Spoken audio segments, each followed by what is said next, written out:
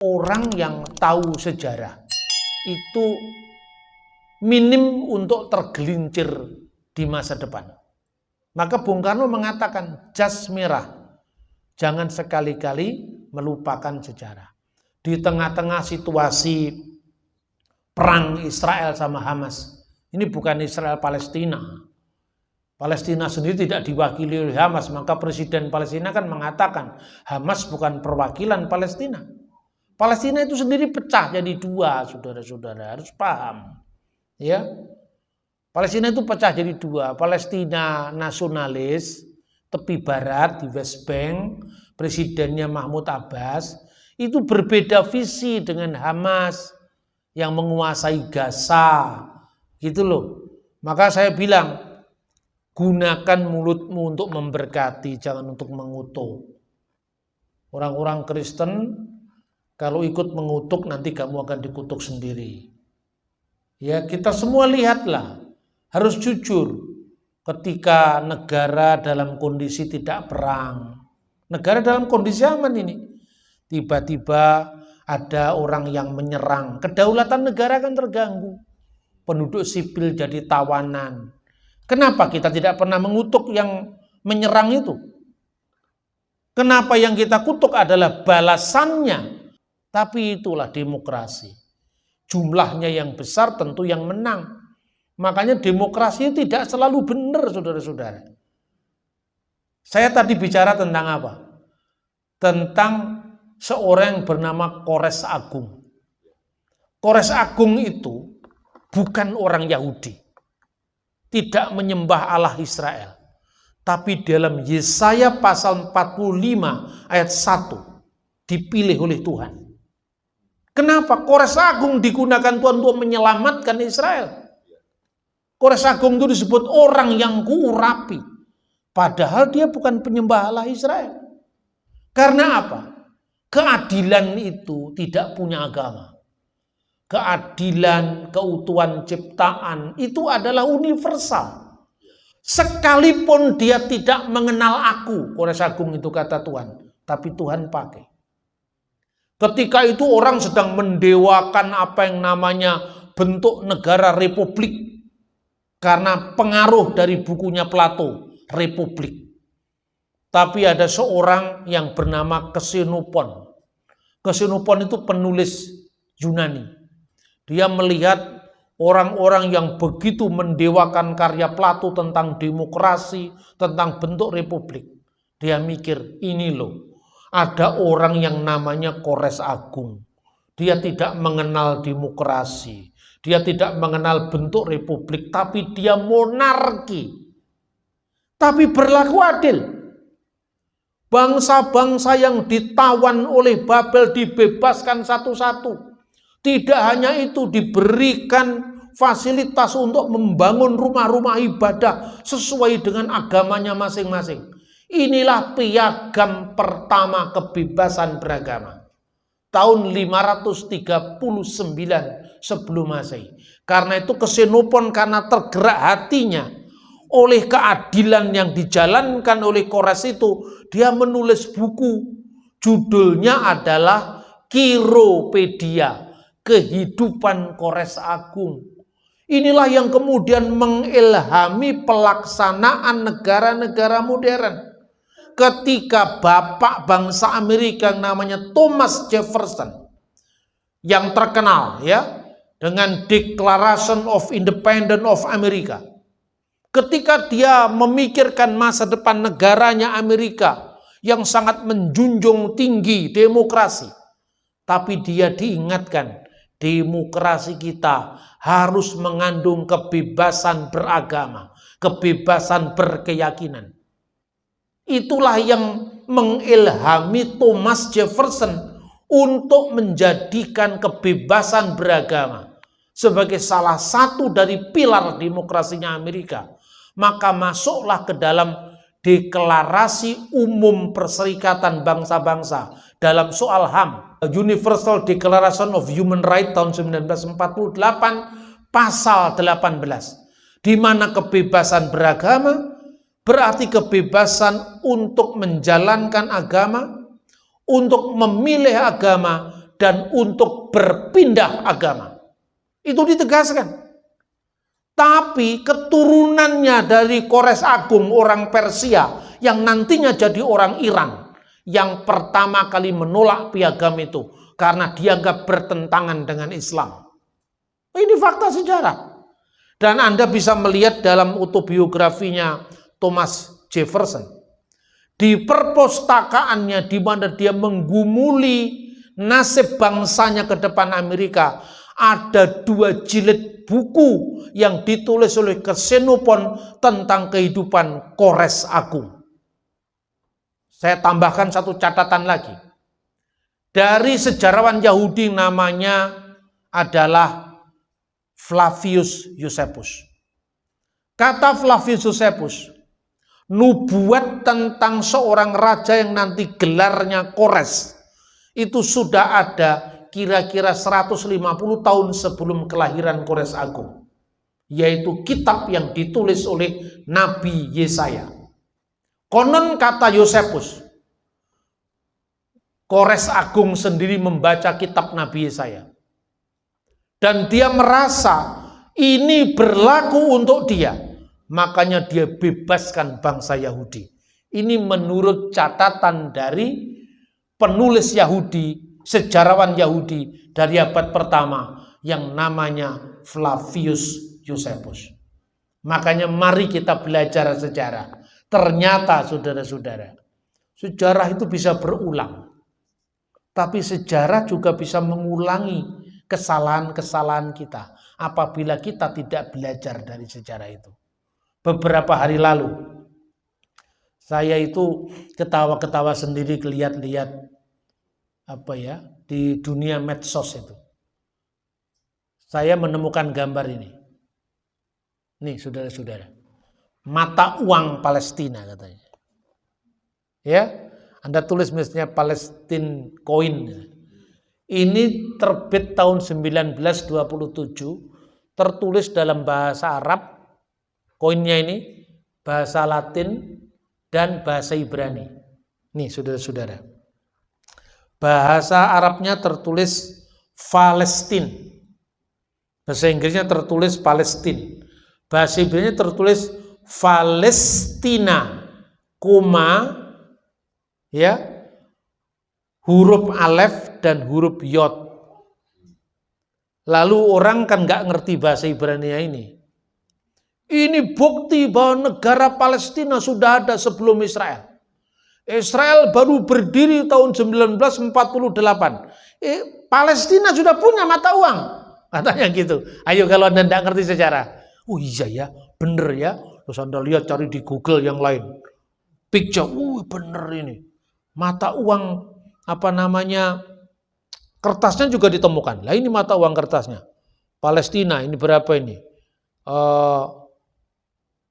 One Palestine Pound, 1 pound Palestina. Ya.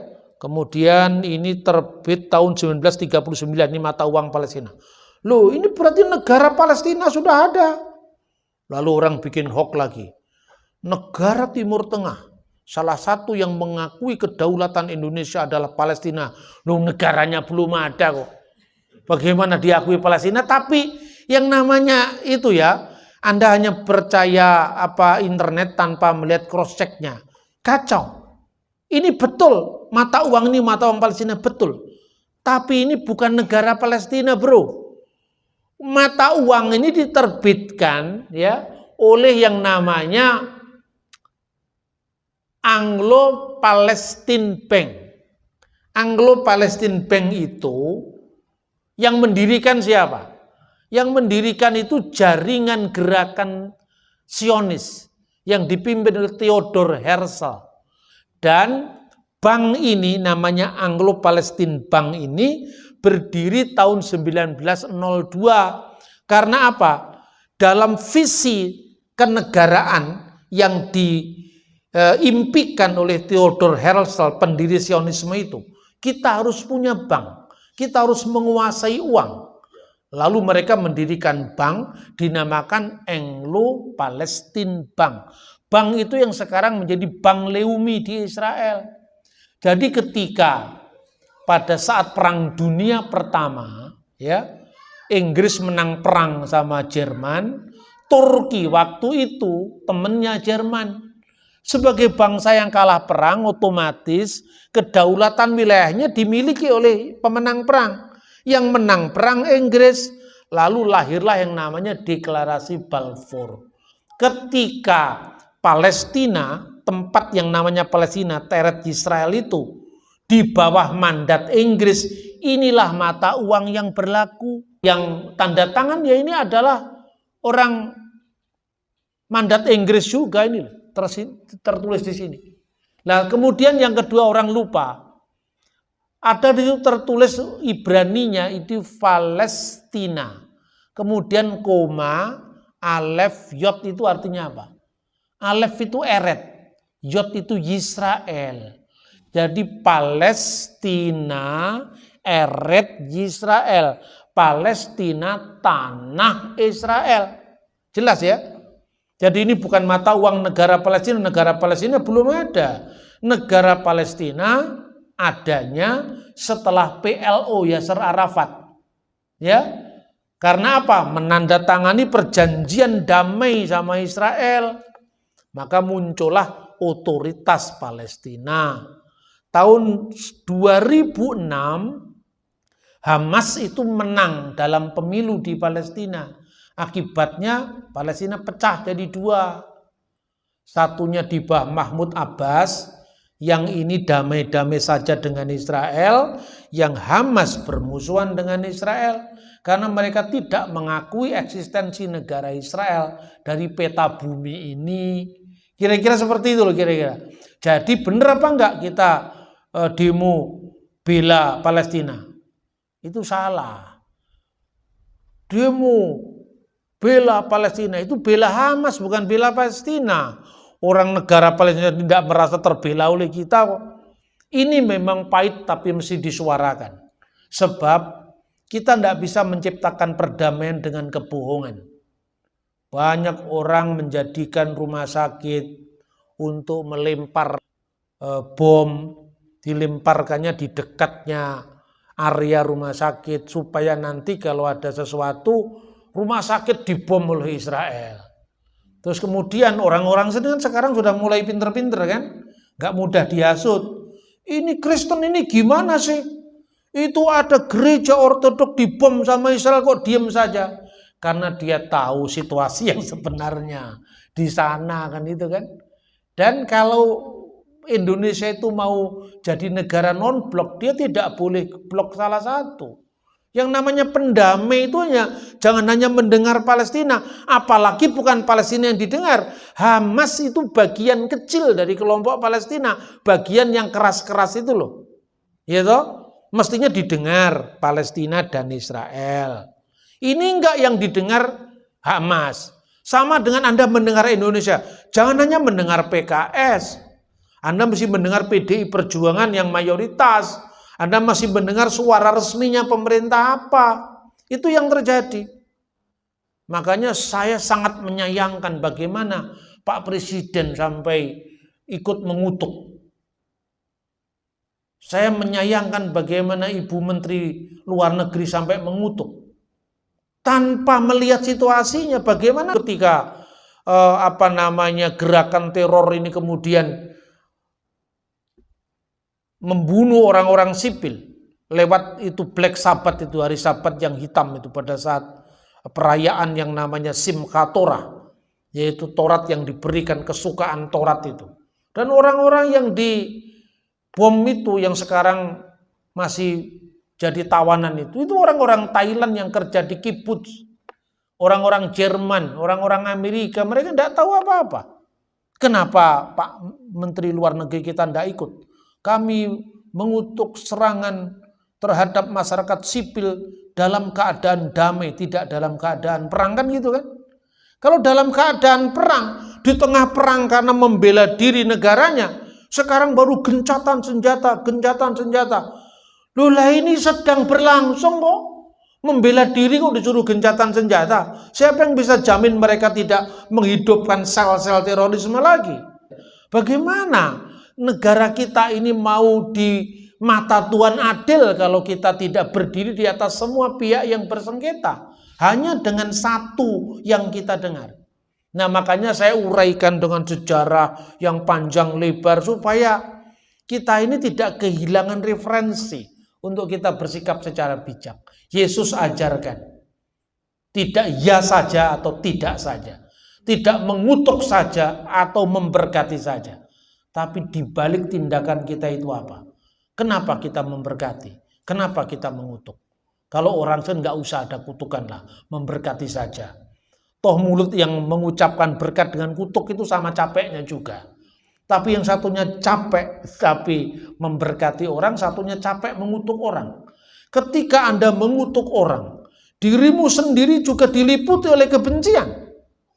Orang yang diliputi kebencian itu menyebabkan sakit. Coba Anda banyak senyum dan Anda banyak marah, nanti sehat mana? Maka kalau kita bisa senyum dan kita sehat, kenapa kita harus marah? Ya kan? Kalau kita bisa memberkati orang lain dan membuat tersenyum, kenapa kita harus mengutuk dan dongkol? Sumber segala penyakit itu kedongkolan dan kebencian. Maka hilangkan kebencian, hilangkan kedongkolan dalam dirimu.